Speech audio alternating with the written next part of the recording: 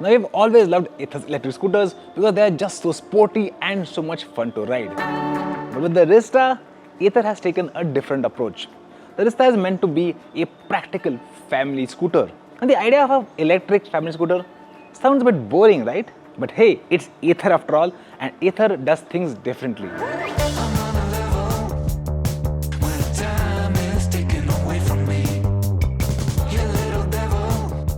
The Rista's motor makes less peak power and peak torque compared to the 450, so obviously it isn't as quick. But then again, performance was never the goal for the Rizta at all. That's why it only gets 2 riding modes, Smart Eco and Zip. No warp mode here at all.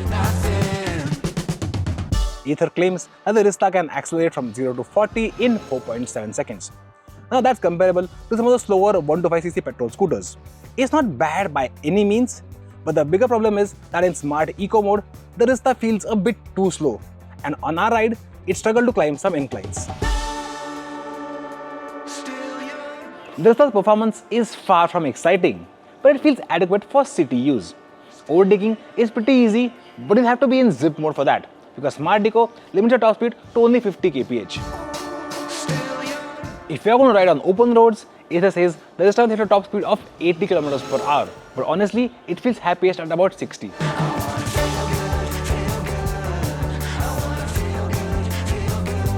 Keep riding at 60 and you're not going to get much in the way of range.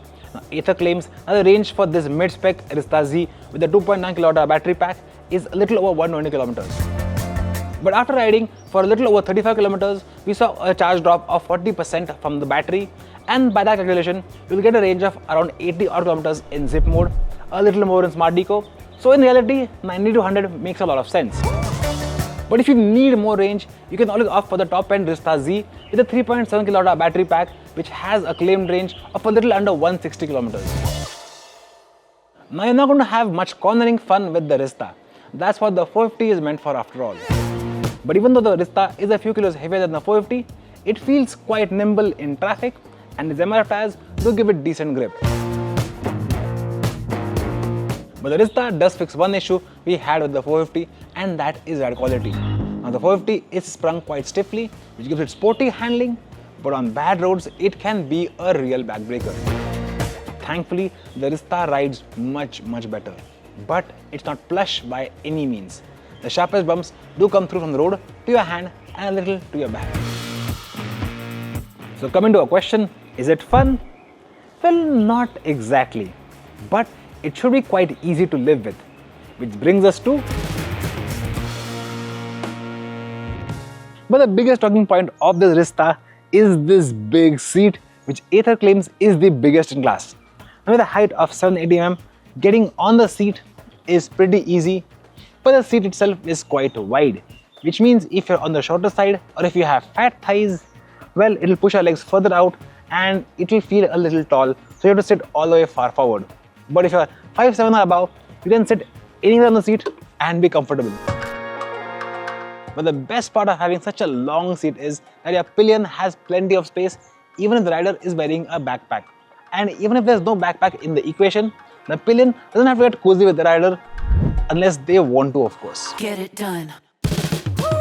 The Rizta Z also gets a pillion backrest as standard, which makes the ride experience very comfortable for pillions. Now this big seat also has a pretty big underseat storage, which can hold a decent sized bag very easily.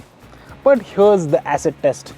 Can it fit an Arai helmet? Now, this has been an issue on other scooters where even if you have a big boot, the issue becomes the height. But here on the Rizta, it does fit. Now I know that the seat is making contact with the helmet and that's making me a little anxious, but the fact of the matter is that the helmet fits in completely, which means you should have enough space for at least 1 week's worth of groceries. The Rizta Z gets a 7-inch TFT console, much like the Ather 450, but this one isn't a touchscreen. It gets a new interface made specially for the Rizta and is controlled by the 4-way joystick on the left handlebar. The Rizta also gets the Magic Twist regen braking system that we first experienced on the 450 Apex. The throttle travels about 15 degrees in the opposite direction and you can use that to control exactly how much regen braking you get.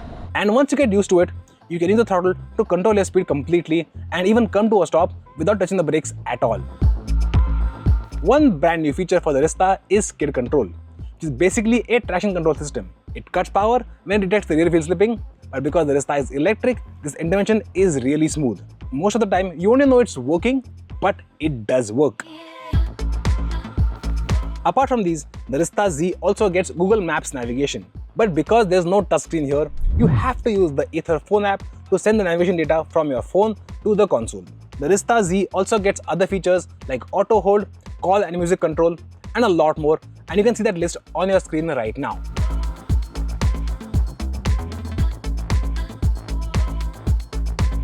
Personally, if you ask me, I don't think the Rizta looks particularly attractive. It looks quite slab-sided from pretty much all angles, and that makes the design language more industrial than organic, more microwave than McLaren. But of course, design is subjective, and if you're of an older bent of mind, you might like this design because it's quite simple. Thankfully, it comes in plenty of colors, and of course my favorite, as always, is yellow. While I do believe that the Rizta Z looks a bit too simple, the overall build quality and fit and finish levels are really good.